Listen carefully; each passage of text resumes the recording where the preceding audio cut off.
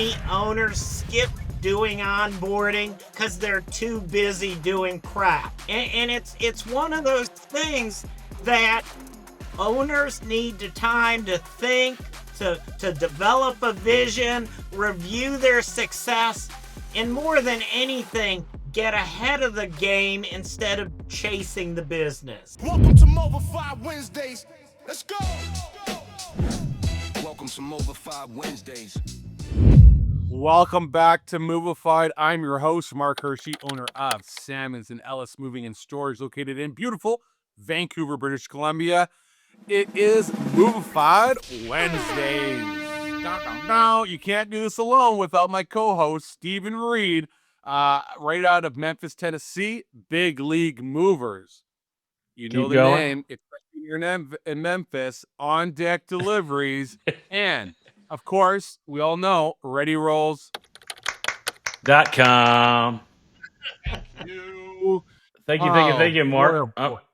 I'm excited about this episode. I've been excited about potentially having our guest today. He's my business coach and has been with 10 years. I started out with him. I started in Tennessee's Emerging Leaders program put on by the SBA. I'm not sure, he might be able to tell us he had something to do with me being in the class or not picking the students, but I've had him as a coach ever since. My team's had him as a coach through different phases.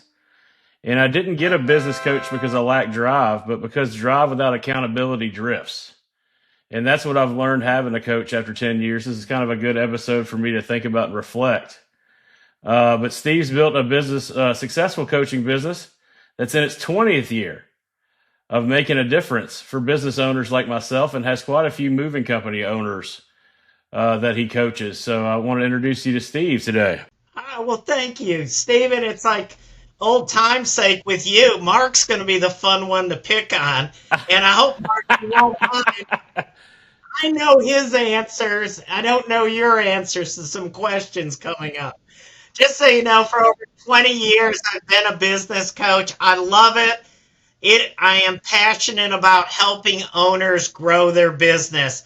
And what I find is business owners often focus on the wrong things. They end up with what I call the not enough time to enjoy life and grow their business, not enough time or finances to enjoy the fruits of their labor. In fact, many business owners, I find, they work harder than their employees and get paid less.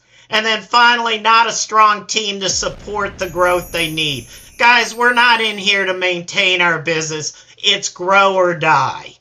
So we want to grow. Okay? What kind of... Are you not fired up already, Mark, right now?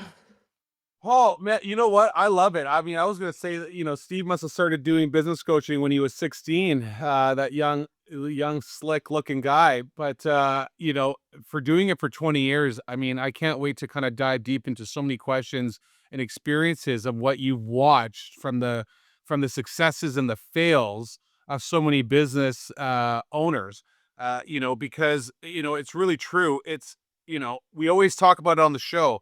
You need to be working on your business, not in your business. And the only way you can do that is by looking at what worthless tasks are you doing day in and day out.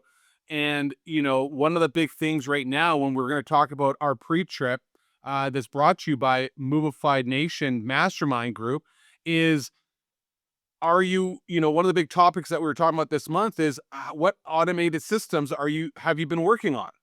And how are you not being stuck doing worthless tasks and then automating those tasks in an efficient manner so that you're buying back your time, right? So did you have some takeaways in those groups this week, Mark?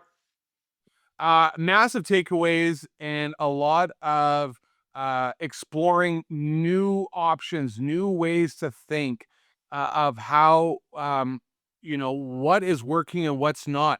A lot of the big feedback that we saw was, hey, I've tried this. It just does not work in my market, and I gotta switch it out. Some of the automated tools that I really thought people were going to be tossing out there, I wasn't expecting to hear. One in particular was how we go through our hiring process, and how can we automate the tool. And shout out to Landon from Miracle Movers.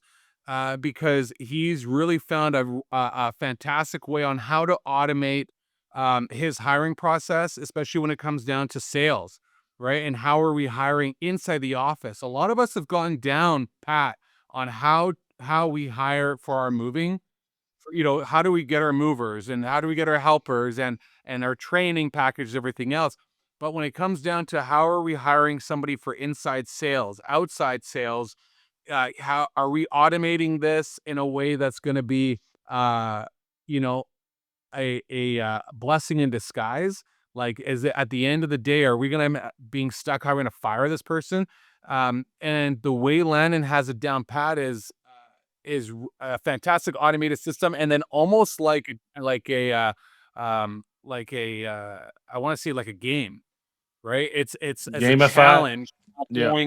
He's gamified it where he's going to bring in a group of guys and gals and go, hey, you have 1 week to prove, and then we're going to finalize it too. I feel like he's been watching like the Mr. Beast games or something lately and going, hey, guess what? Whoever gets down to the last two, I'm going to keep you, which I think is a fantastic way, especially when you are looking at, hiring slow, firing fast mentality. So it's Well, great. But just for our listeners, and I know we talk about it and we assume everybody listens to all our episodes, but for our listeners who are curious and don't know, what is the Movified Masterminds that you've put together, and how do they find out more information on it? Well, I appreciate that, Stephen. Thank you so much.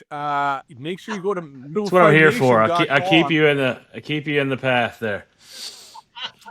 Go to movifiednation.com. Go hit that Mastermind tab. Fill out a quick form.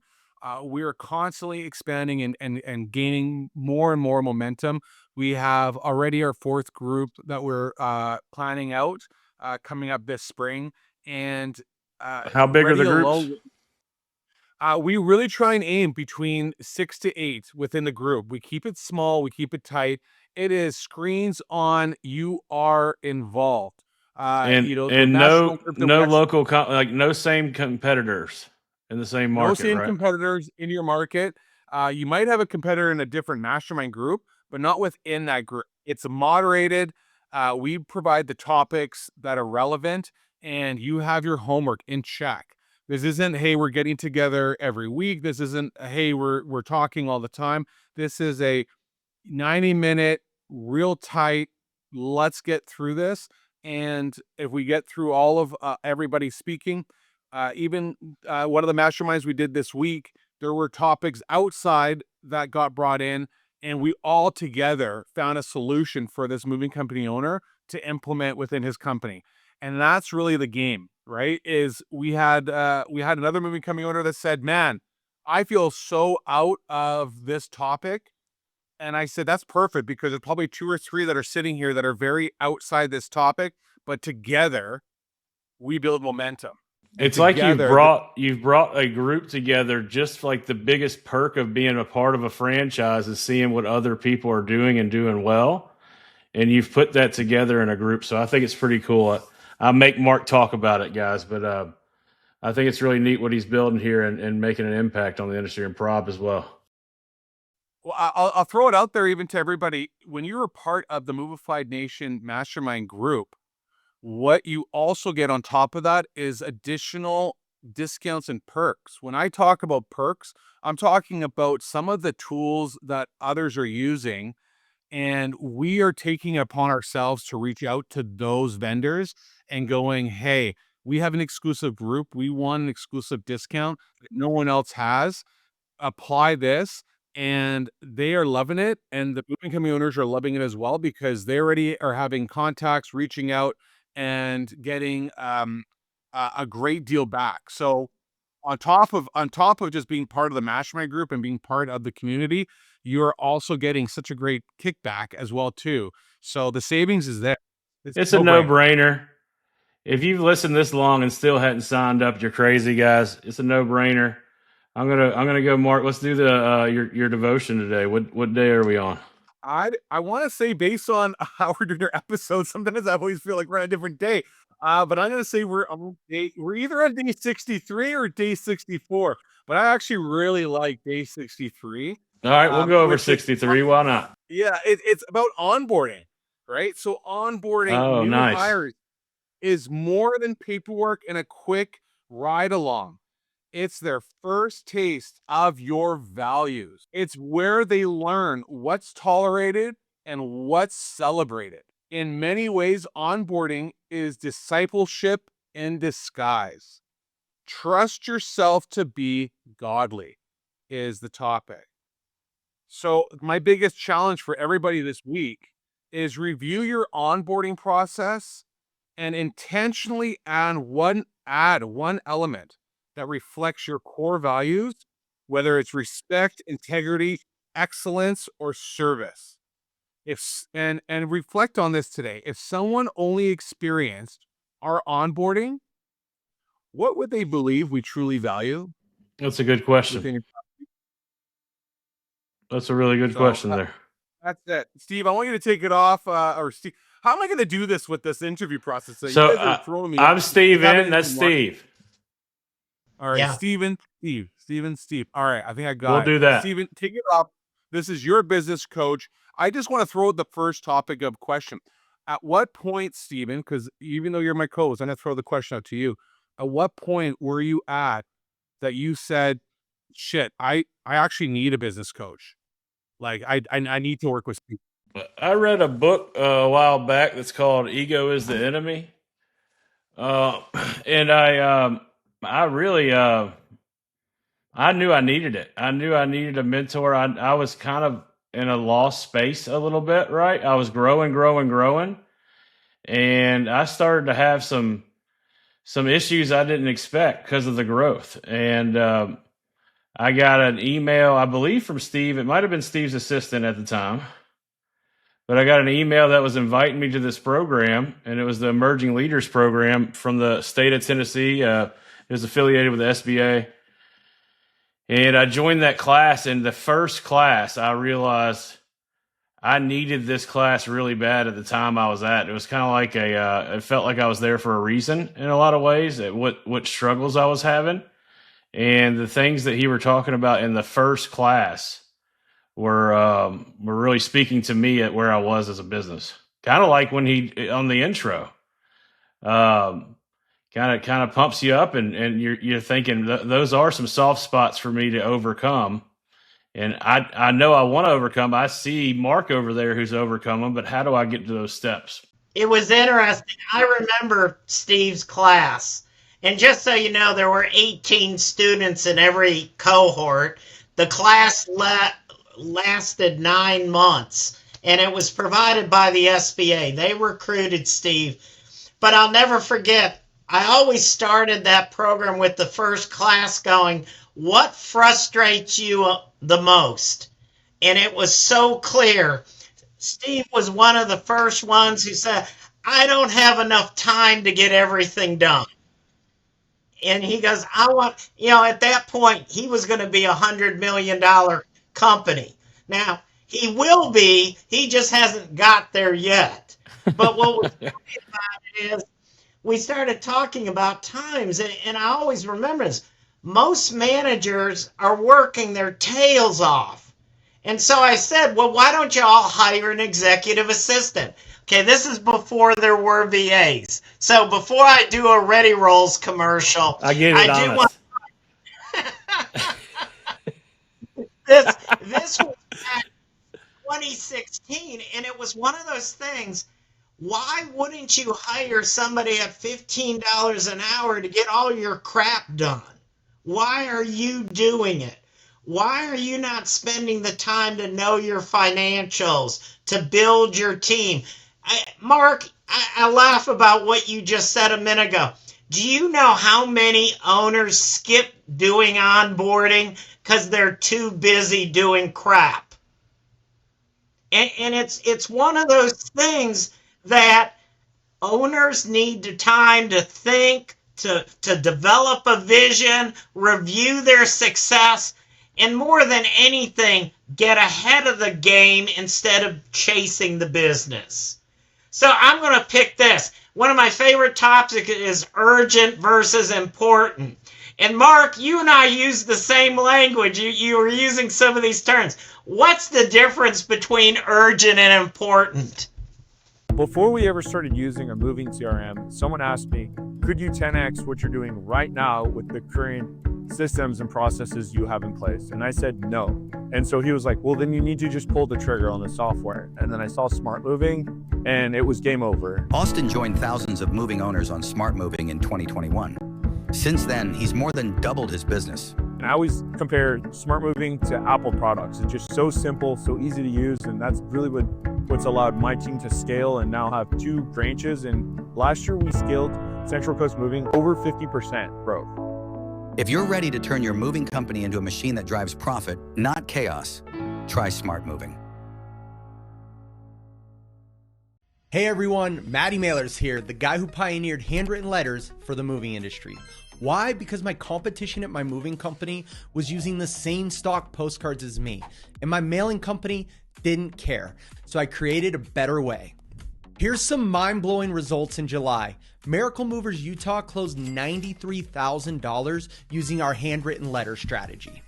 With our campaigns, you can forget about the guessing games. You get a trackable phone number, daily photo proof, an incredible design team, and I'm also included. All letters stop at me for approval before they ever leave our facility. Right now, Movified listeners get 1,000 golden tickets stuffed in our genuine handwritten letters completely free. Plus, I'm going to throw in bulk realtor data for up to 5 counties. What are you waiting for? Moving Letters AI. Stop competing, start dominating.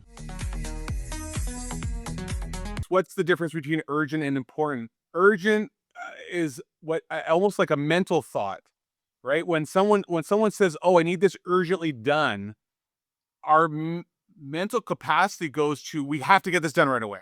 There's a fire that's got to get put out. But we really don't actually realize that what is actually urgent is something that it's in our brain is urgent, but is it actually important?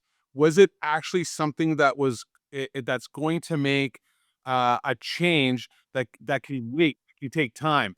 And I remember whether it was a video or something that I watched that said, a lot of us try and fill in our days and we put in all of these different urgent tasks, but we really don't utilize what's important to us. And we actually start failing. And I think this was actually a marriage topic where a lot of us think, we got to do this for our business. We got to do that for our business. We have to go out and do this. And we actually forget what was most important. And that was our marriage. As when we actually got married, we forget that we didn't actually block time to have a meeting or have a sit down discussion with who is our quarterback and who is our biggest cheerleader is usually our spouse, or let alone should be, and our family. And our family wants to see us succeed. And so we forget that the urgency of something else means nothing because we didn't put what's important first. You just nailed that. I'm impressed. You did a circle, and I love it to death. Urgency just means there's a timeliness, and you nailed that.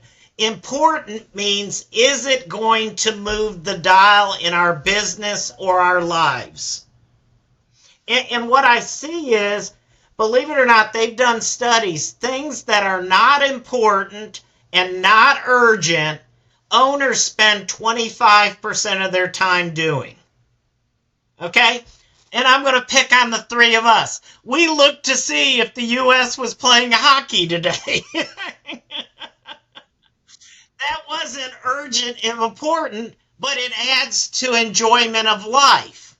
So when I coach somebody, I'm not saying you need to give all that unimportant and unurgent stuff and put it aside, but you've got to contain it.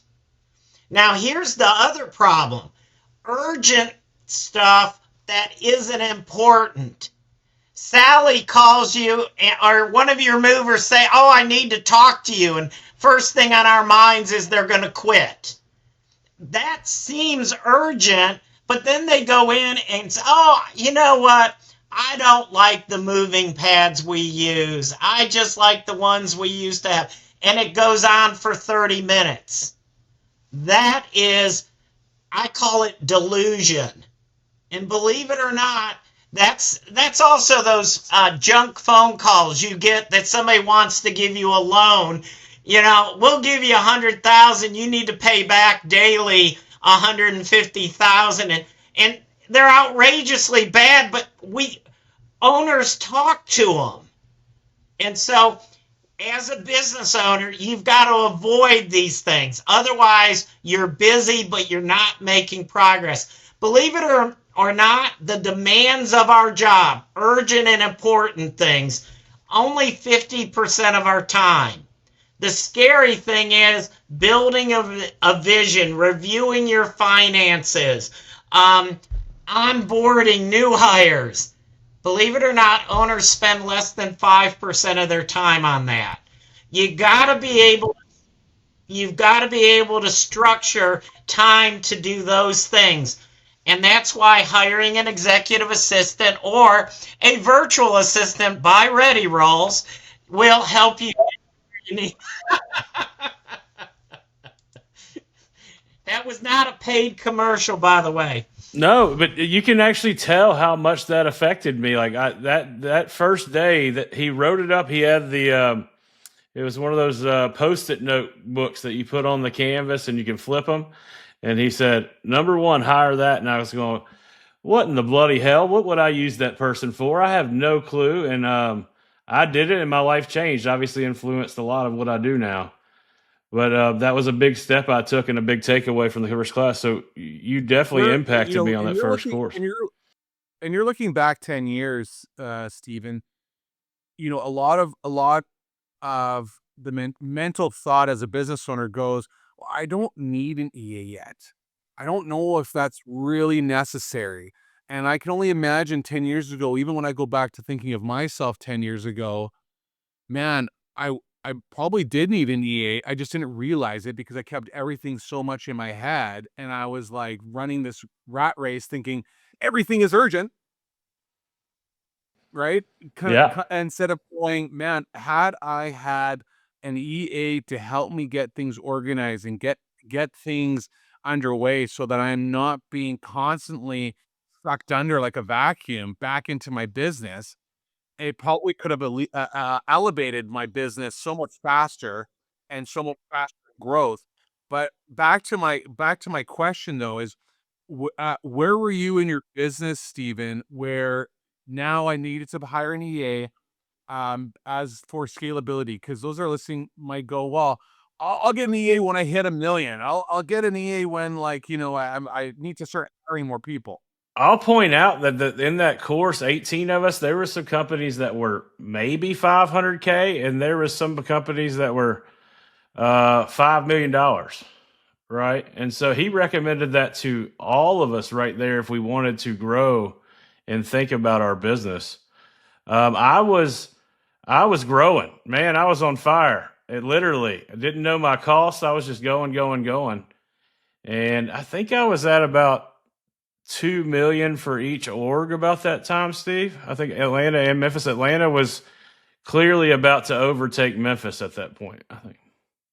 Mark, I throw it this way to you. There's a great article, The 5 Stages of Business Growth.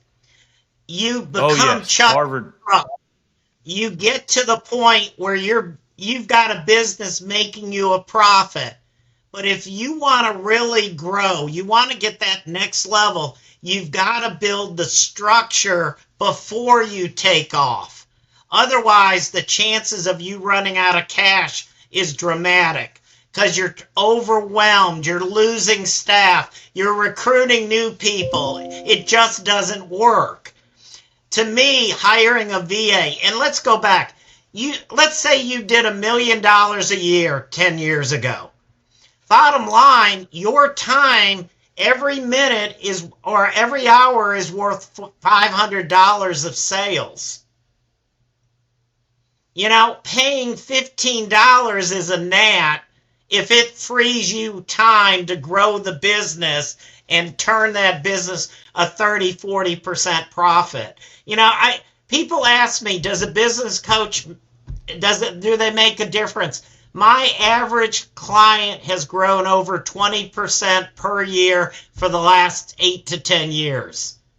I mean, It is one of those, as you help them focus on what they need to focus, the results are outrageous. If you're considering Snowball, just do it. Snowball creates done-for-you referral programs for moving companies so you can turn happy customers into new revenue without lifting a finger. And the results speak for themselves. In less than a year, we've collected over 2,000 referrals. We generated over $200,000 of revenue that cost about $5,000 to do it. I believe we had 4 or 5 the very first day. The companies winning with Snowball are the ones that already care about their customers. We just help turn that into new business through human outreach and customer nurturing. Snowball is part of the arsenal of tools that I recommend to my clients because it works. Being found on the second page of Google is literally like having a billboard in the middle of the desert. Your mama ain't gonna see it. No one's gonna see it. You're on the second page of Google, no one's gonna call, no one's gonna book. Here is the deal. If your business is not ranking on the top of Google, that means your competitors are going to be stealing your customers every single day. So at Rotate Digital, we don't play any guessing games. We use data-driven SEO strategies to make sure Google finds you first so that these Google searches turn into your customers, not your competitors' customers. How do we do it? We do it through AI-driven keyword optimization, exclusive blog networks, backlinking strategies, and honestly, the secret stuff, the proprietary lead attribution software. So what do you get as a result? You get not only good marketing, but now you get clarity into what is bringing you more revenue. So if that's something you want to do, you want to make sure your leads find you and not your competition, go ahead and go to rotatedigital.com, schedule a call, and we'll help you take your business to the top of Google. And I got to give a shout out to all my ADHD guys like me. Steve does an excellent job carouseling me around and all my thoughts and ladies in the red dress and business and whatnot. So I'll even throw that out there. I'll also say, Mark, I was at a stage where I was getting married.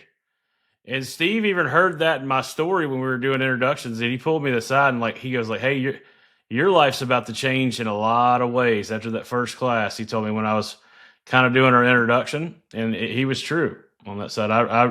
I wasn't ready for marriage. I was married to the business. And then having kids is another. And many of us are like that.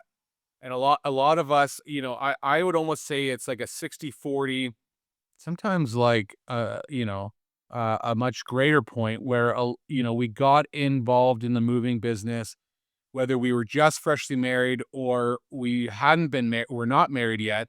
And all your time and devotion, that just kind of goes right back to the importance, because as your family's evolving, you need to have these certain steps in place so that you're not becoming a statistic. And I hope everybody's listening on this. Do not become the statistic of that male business owner that now is going through divorce, that doesn't see their kids because they're working 80, 90 hours a week because they don't know how to delegate their mundane functions, and you're being constantly stuck doing these worthless tasks that somebody for $5 or $6 an hour, that's a virtual assistant that could be doing this for you already to free up that time.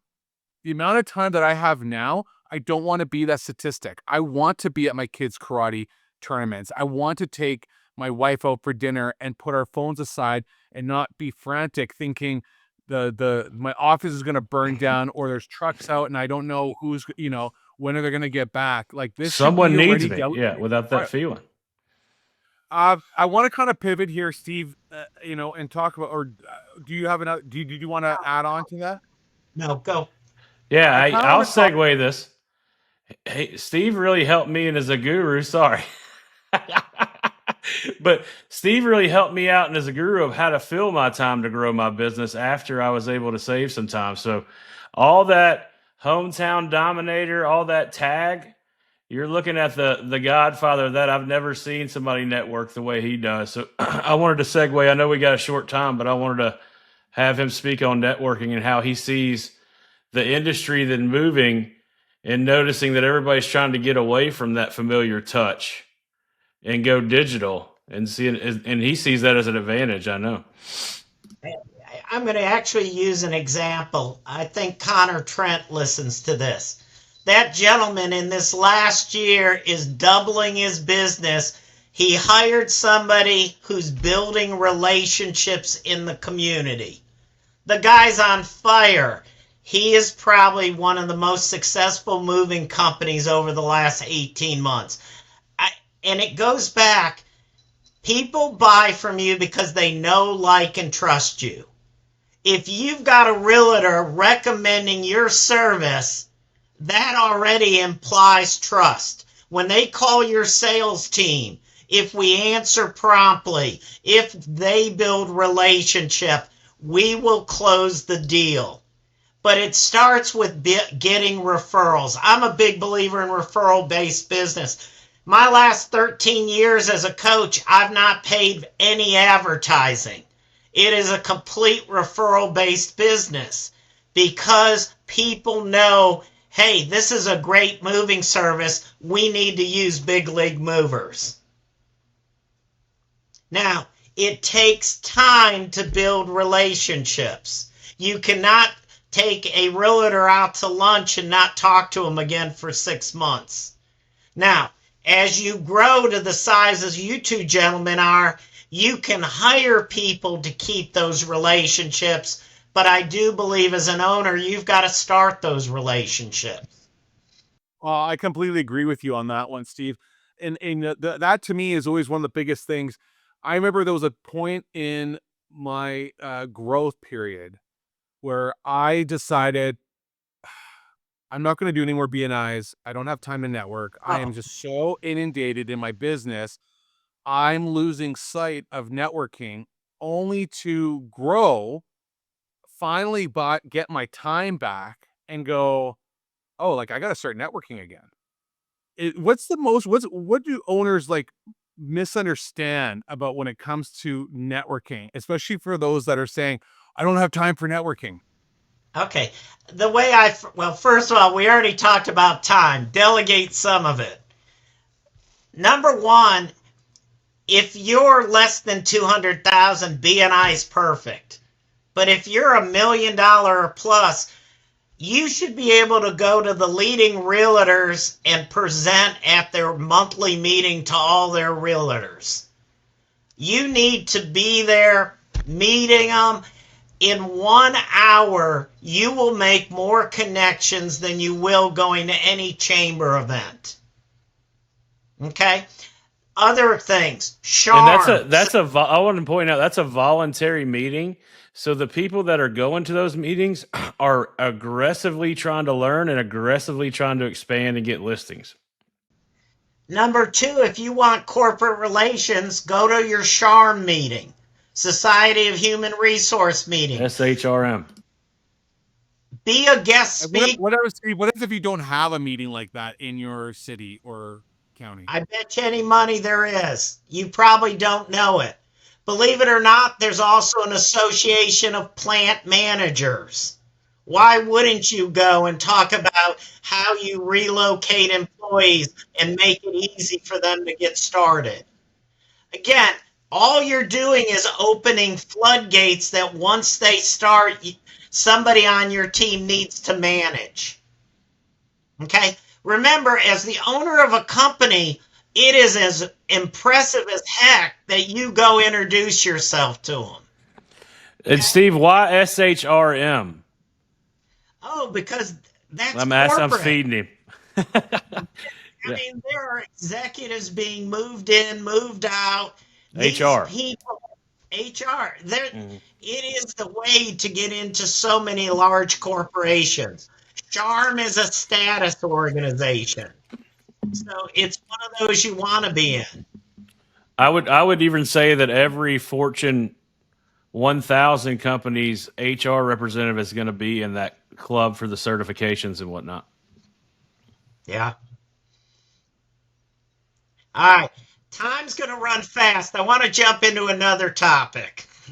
Go for it. I was going to jump into another topic too. So he's going to take over. Okay. This is one. You got to hire slow and fire fast. We keep dead weight on our team that is giving the wrong representation of our team. If you've got C employees, they're going to attract other C employees. You need A employees to be recognized. They need to be trained. Mark, I'm going to go back. They need to be onboarded. I cannot stress enough. Day 63.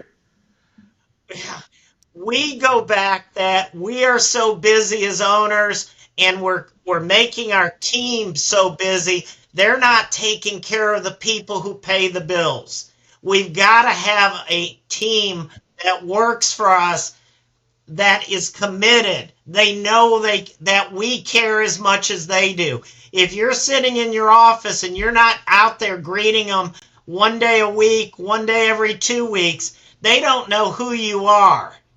We've got to build it. For our listeners that don't know what an A player is in the moving industry, what would you say that is? Are you asking me or Mark? I'm asking you. Oh, definitely you're going to hear initiative, committed, that they work well with others. They're not complaining. They're going to make sure that the truck is refilled with supplies at the end of the day. They don't need to be told. They're there 10 minutes early talking to their peers instead of coming in 10 minutes late to your morning meeting. There's a lot of little things. Those A players, you're not going to hear complaints from. They're going to give you solutions. What if we did this? A complainer is going to use that as an excuse. A player you love, B players are good, C players, do not rush to give them raises, and God help it if you've got a D player on your team. Why? They need to be gone. They're always late and they're the complainers. I'm gonna give a shout out to a new A. I'm gonna give a shout out to a new A player, and if he's listening, I appreciate it and thank you so much for listening. I don't expect it for most of my guys in my office, but I recently promoted a driver as an assistant dispatcher within our firm at Salmon's. And the other day, I said, "Oh, what have you been up to today?" Because I was over at the other location the day before. And he says, "Oh, it's such a sunny day. I actually noticed some of the trucks on the tire rims needed to get repainted, so I resanded them. I've just painted them nice white again in there. I saw a small leak on the roof of a box. I actually talked to one of the other owner-operators and found a solution to fix it. So I've taken care of this." And the amount of money he's saving me, and sees the importance of keeping our fleet at top notch is amazing. And like, to me, like, that's an A player. That is someone that is committed and has culture that's being embedded into him, going, this is who I want to work for, and I want to see this company succeed. Whereas opposed to somebody else in the office that, if it's slow, they're staring at their phone or scrolling on the internet, than finding something to be productive with. Or they'll ask you, will you pay me extra if I do this? Okay. Yeah, guys, off the bat. I truly believe once a quarter you need your team to be listing people. Are they an A, B, C, or D? And when we come across review time, you need to make sure you're paying the A's and B's, because the C's are going to be complaining about their pay. They're the ones that all year long you hear about, "I'm not getting paid enough." The A players don't complain about their pay.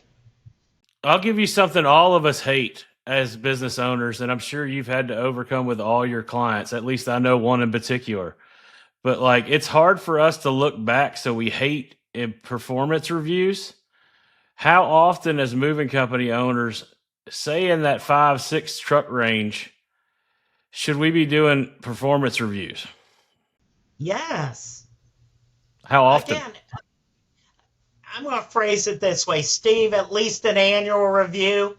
I've got an easy four judgment, 4 evaluation slot. It takes 10 minutes to do the review. Okay? It doesn't have to be a 10-page review. But it's having that conversation. Mark, you're doing a great job as an MC. You're well spoken. You dress well. You just need a hat like Steven. But I got no hair to hide. He's going to Turkey this year, Steve. But kind of what it is people love it when you give them feedback and you say, you know what, Mark, over the next 3 months, let's work with shaving a little bit, and have a little fun with it. But if you do a development plan with somebody, they know you care about them. By the way, a developmental plan is what are they going to do to develop, not what are you going to do to develop. Is that fair? You mentioned earlier that you have like a 4-page plan or process that you do to help sit down with employees. That is like a focus point. Is that something that you would be able to share, or that we could get a copy of? I'll be glad to. It's a simple review form that I don't know who created, but I may even have a copy of what Steve uses handy. Yeah, absolutely. Absolutely. That's just to share, like, this is the kind of stuff that I wasn't thinking of when I was at that stage and didn't know how to scale with quality, and saw other people at my side and had that day where it's like, I realized I needed a business coach. These are the things that, hey, I know you hate it. It's unnatural, but you got to look back and work on these performance reviews. You got to have this relationship with them, or you're going to lose those A players, those B players who aren't asking for it. Mark, I'm going to try to share a screen. Can you see what I've got up? Let me try one more. Is it there up? It is. Okay, this is actually Levy. Levy is in Atlanta. He is a phenomenal young man. And this is one he developed: quantity, quality, attendance, adherence to policy, and teamwork. At the bottom of it, he kind of gives an overview, and then they set goals together in the meeting. This is a 10-minute meeting.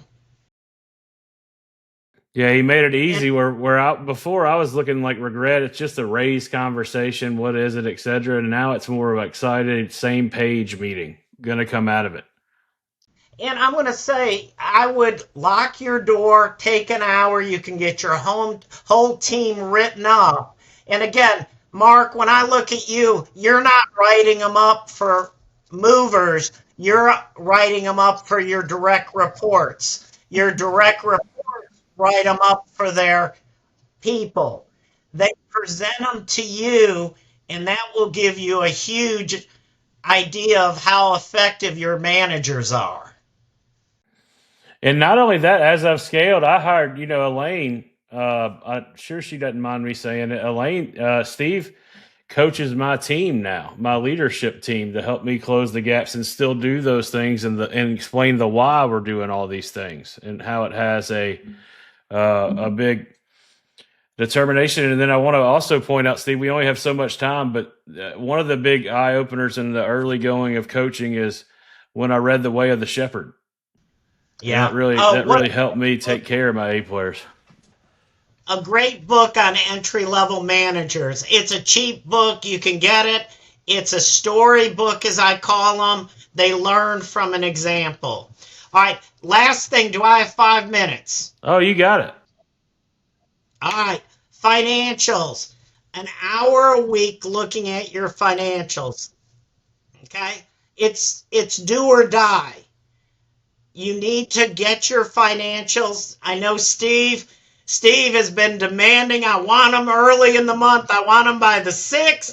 I need them by the 6th. But a good business owner has a budget. They review the results. They fix problems early. They are looking at what is my cash flow. Okay? Guys, January was the lowest amount of real estate sales that they've had since COVID. My gut is in a slow month, and we had a horrible real estate market. A lot of movers are financially challenged. They're not broke, but boy, they had a negative cash flow last month. They need to be saying, how do I prepare for peak season without cash? And they need to be very strategic about having a cash flow plan over the next 90 days to be able to survive and flourish. If they wait too long to hire, they're not going to have the staff they need to do the business. But on the other hand, they can't afford it today. I'll even give an example of Steve's team. Steve's team pushed back. We don't need to hire anybody. You know, our people don't have enough hours. But we're like, a month from now, you're going to be screaming you don't have enough people. So be aware, when we talk about what does an owner need to do, they need to be an expert. They need to, if they don't feel good about their financials, they need somebody to review the financials monthly. I agree with that for sure. When Steve, we are coming to a point now that on Wednesdays, we like a little thing called the Dolly Dash, which is brought to you by BHC Insurance. And I'm going to pump out a couple questions for you, and you have 30 seconds to answer them. Are you ready? Yes, sir. What is one weekly cash discipline every operator needs? One weekly cash discipline. Number one I would look at is probably reviewing the accounts receivable weekly. If an owner gets distracted, they don't pay attention to it, you get a lot of bad debt. What's one reason banks say no? You don't pay back your debts. All right. I'm going to be honest with you. There are multiple levels of bankers. Depending on your current status, your equity, your cash flow, a traditional bank may not be your best friend.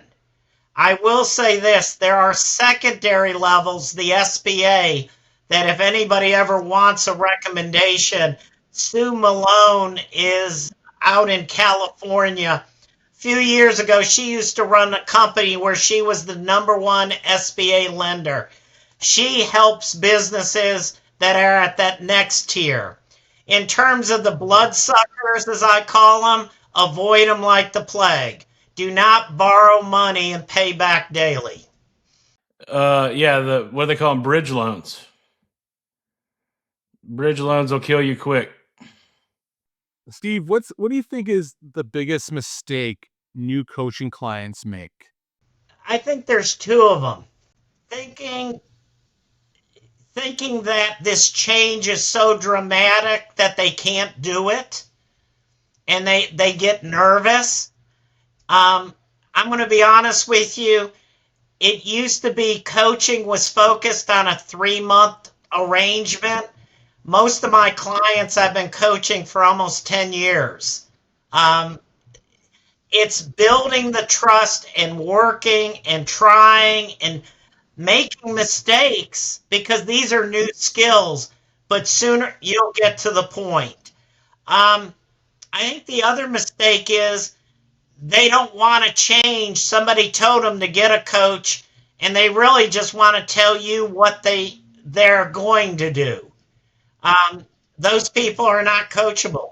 You know, and I always find that is one of the difficult aspects when it comes to when you're hiring a business coach. And it's going to be a great segment, because I really kind of want to go into the actual coaching commitment and setup with you. Their job's to make you uncomfortable, right, Mark? I mean, that's the thing. That's just it. I mean, and a lot of a lot of individuals that go, hey, okay, great, I got a business coach, are like 30 days in going, it's just, I don't have the time. I don't have the time, Steve. Like, you're putting too much on me, and then they're out, right? Or they don't see the financial ROI of investing in a business coach. And so they go, you know what? I'm just gonna figure it out on my own. Maybe AI can help solve my problems. Hey, AI, can you build me a business coach plan? And it doesn't succeed, right? It just no follow through. And I'm going to throw it the same. You're going to have the same thing in your mastermind groups. You're going to have people who want to tell everybody what they're doing and not listen to really what the ideas are. And just so you know, I've done mastermind groups for years. Sometimes you got to say, Bob, what doesn't work with your strategy? And not to embarrass them, but to say, well, sometimes we struggle getting the right caliber candidate. Well, why do you think that is? And so they show weakness. And then when somebody said, oh, I had that same problem, I started doing behavioral interviewing. And then they get into that topic. Then sometimes they open. But I'm going to be honest with you. Coaching is not something that's going to fix a business in 2 months. It takes 3 to 5 months to really start making progress because we've got to change the owner's behaviors. And owners don't like to change. I love that. And that's a great ending. That's a boom ending. Oh, I got one. I got one on the Dolly Dash real quick. All right, go for it. All right. What is the one thing you wish every moving company owner knew right now from dealing with the clients and talking to so much of the moving industry? What is the one thing if you could share? Okay. If it was a KPI, it would be closing rate of the salespeople. Okay. If it was one thing that wasn't measurable, it'd be their reputation in the community. Do people know, like, and trust them, or are they just another moving company? Awesome. That was my one, Mark. Thank you. No, thank you. This Dolly Dash is brought to you by BHC Insurance. Call Trey Scallion at 501-278-0105.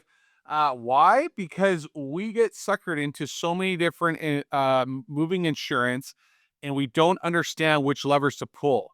We don't understand enough about it. Let us focus on moving. We don't understand insurance. So what you need to do? You call Trey. You call him at BHC Insurance, bhca.com,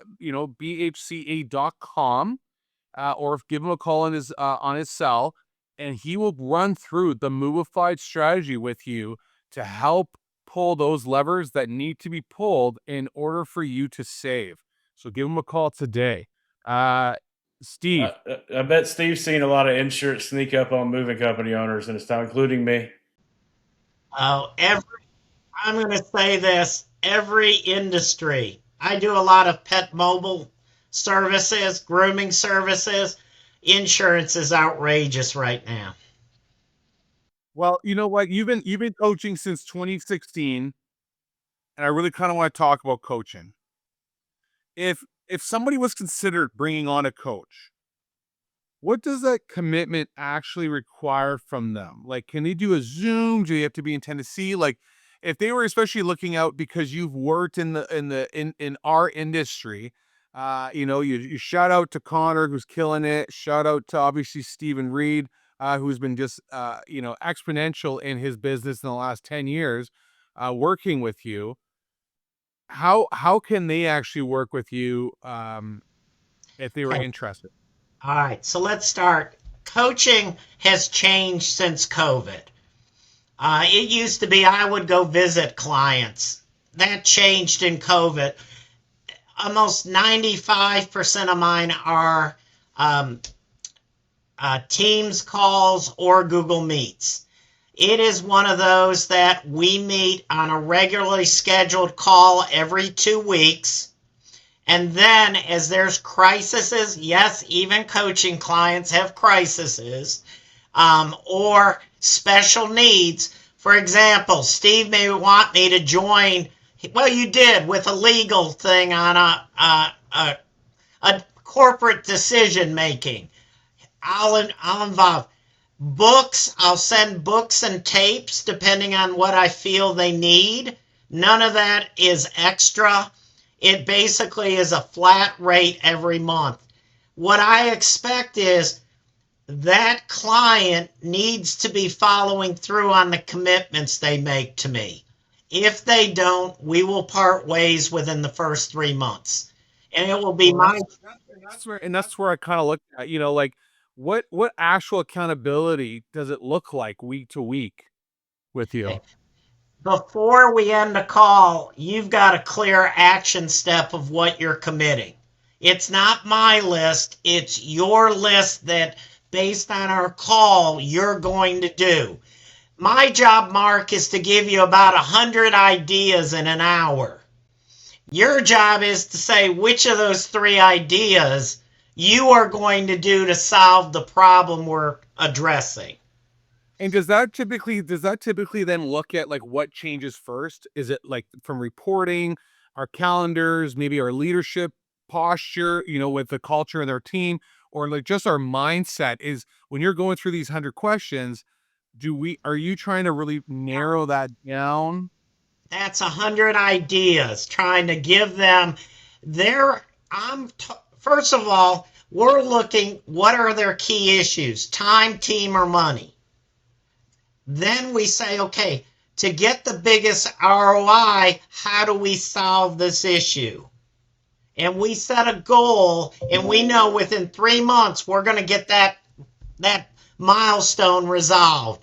And we work on that, trying different things. Guys, not everything we suggest or that owner just chooses works. Marketing is one of my most hated areas. There are so many marketing experts, and 80% of all marketing strategies fail.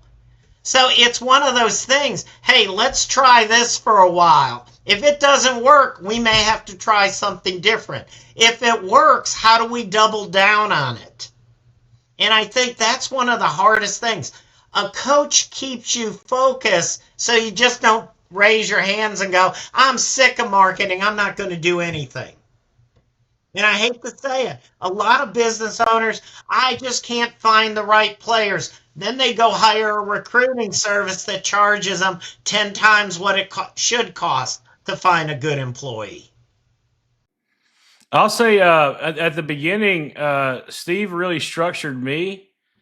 And from then, now it comes in that the poor guy doesn't know what I'm going to say from week to week. Usually I keep him updated, and he keeps updated.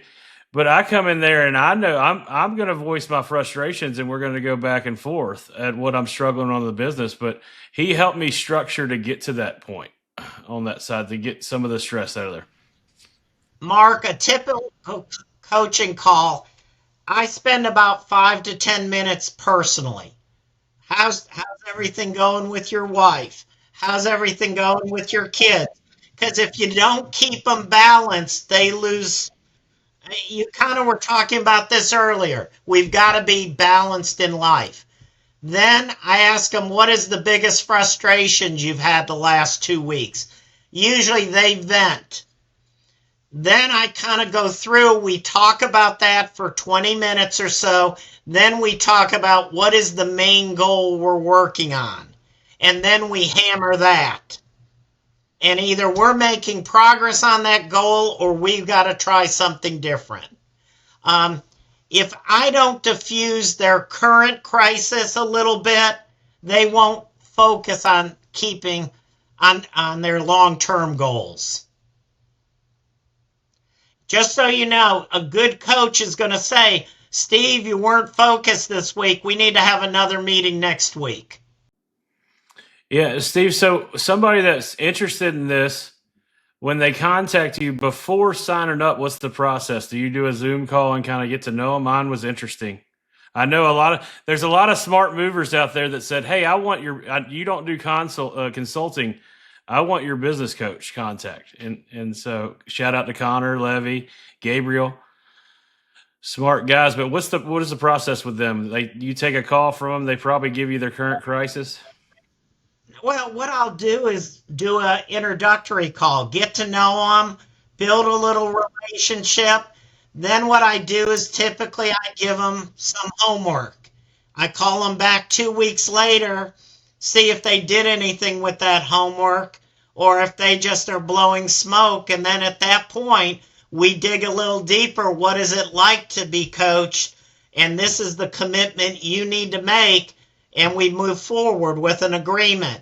If they haven't done the homework, I'll help them a little bit more. But usually at that point, I part ways with them. It's a two-way street. And if they don't show it early on, you know, and I don't mind giving, I don't mind giving 2-3 free calls. I'd rather have a client I keep for 7 years than somebody for 2 months. It's not worth my time.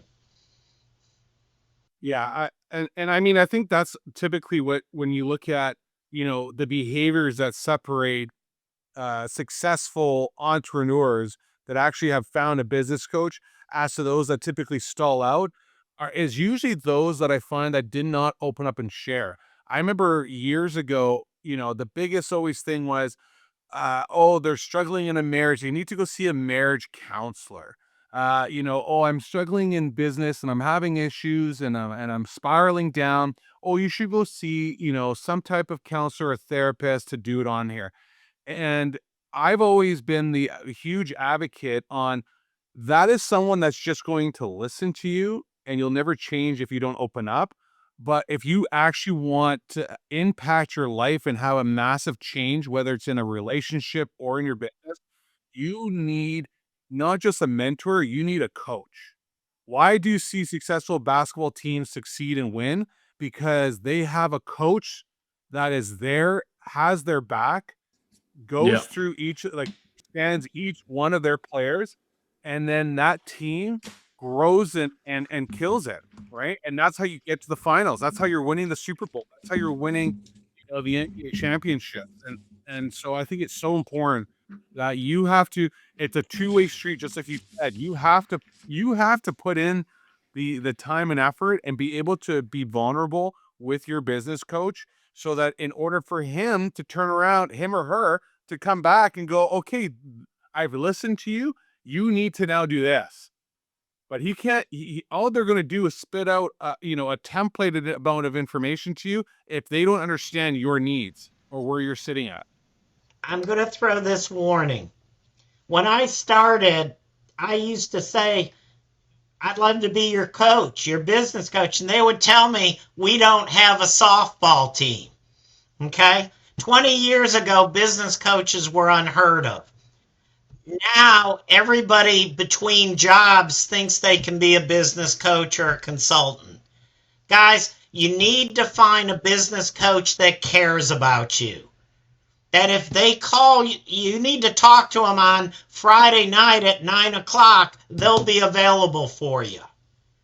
And to me, this is not a service that you get your 2 calls a month and that's it. That coach needs to care about you. And that's the biggest thing I see out there right now. As much as I love my industry, there's a lot of people who are just doing it for the money, not because they're committed. I love that. That's a great way to kind of end off our episode, because a lot of us go, I don't know what to look for on a business coach. And I think you nailed it right on that. How does our listeners get a hold of you if they're interested?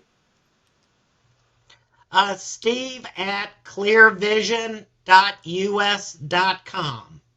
I thought you were going to say Steve at bigleaguemovers.com and teach everybody the art of delegation there. Mark, yes, I'm on LinkedIn. I've got thousands of connections. It's not hard to find me. And I'm happy to pass through as well. LinkedIn. Yeah, we'll have your LinkedIn post on here as well. And if you are able to share with Steven a templated review for your employees to go through, then we can share a templated link as well too, or attachment to all of our viewers and listeners. Steve, and add your contact on there, Steve, if you don't mind. Yeah, this has been an absolute pleasure. I really appreciate it. Before we sign off, though, this is anybody that knows where what I'm about to say is going to timestamp when we record this episode, but that's all fine and dandy. I don't mind. But I just want to say the importance of, for guests that come on our show, if you want to be a guest on our show, make sure you are checking out whether it's movified.ca or movifiednation.com and check on the podcast, fill out the form. We'd love for you to be a guest. And just like in the moving world, we love testimonials. I want to read this testimonial out to you, everybody, right now, because it just makes me smile and it warms my heart. And this is why I love having moving guests on the show. Mark, I just tried calling you. He did, but I was jumping from one meeting to another, so that's fine. And we were jumping on the podcast. I wanted to tell you, thank you. We just had one of our competitors' top salesmen come and ask for a job with us. He listens to the podcast and he saw me on the podcast and decided the company he was working for just wasn't quite up to par and wanted to come work for us at our moving company based on the interview that I had on the show. And I just want to thank you very much. That's cool. That's super cool. Very cool. Thanks for sharing that. Very cool. So you never know who listens, and also you never know who listens. Use it two ways. So when you do come on the show, you never know. You never know. You never know. You know that's shout out to Josh Shipman from Coastal Carriers who shared that with me earlier today. Oh, great episode. Shout out to Kurt Hintz, man. Like from Max Moving and Storage. One of the biggest testimonials that he gave me was that he came on the show and when he was hiring some senior execs in his office, they were like, no, stop here. I already know a lot about your business. I watched you on the Movified podcast when I was searching the business name up and got a lot of information. This is why I came and applied at your company. So, culture and impact are huge. This is why we love having guests on the show. And this is why we do what we do to build a community, but also, we just appreciate it. So thank you guys so much. Thank you, Steve, for joining us today. Whoa. We got to do that. Are we doing the action items? Oh, of course. How could we forget? The whole reason we're here, we got to have some action items, right? Of course. Listen, everybody consider finding a coach that's going to hold you accountable to your goal. It's so important. Schedule one relationship block. I mentioned earlier when we talked about relationships, block off that time that you find important, that's not urgent. Install a weekly reporting review. Get on it. You heard how important it is. We all need to know our numbers. Schedule that time and install a weekly reporting review.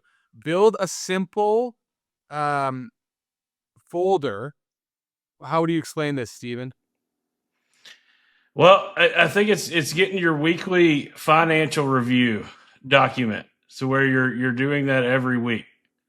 And then you would and the next action item I would say is join SHRM. So look into your SHRM. That's a takeaway I had in the episode from Steve. That's a golden nugget. HR's people, moving people. And check out your plant managers association. Those are big corporate moves. And when there's a flood in a warehouse, they got to move some things. So those are to add on to some action items right there. That's what I want. And that full wrap is brought to you by ReadyRolls.com. So gets you a virtual assistant and delegate admin before it limits growth. If you didn't take that away.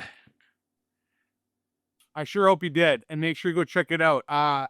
Big shout out to the data activator role. If you are looking for it, make sure you're checking it out. This has been brought up in a couple of our masterminds. A lot of individuals that are applying it. You can find it on readyrolls.com.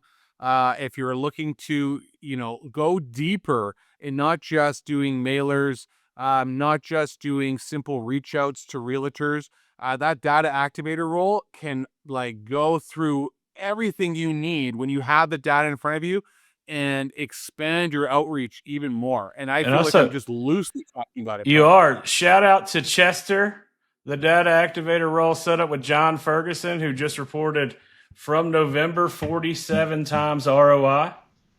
from his position. Wow. So I just wanted to throw that one out there. Pretty proud of Chester out there. Nice. Fantastic. Everybody, I hope you enjoyed today. Stay movified. Stay Steve. I thought you were going to say it. You changed it right there. I was going to do it with you. Thank you. I know. Stay movified. All right. Take care.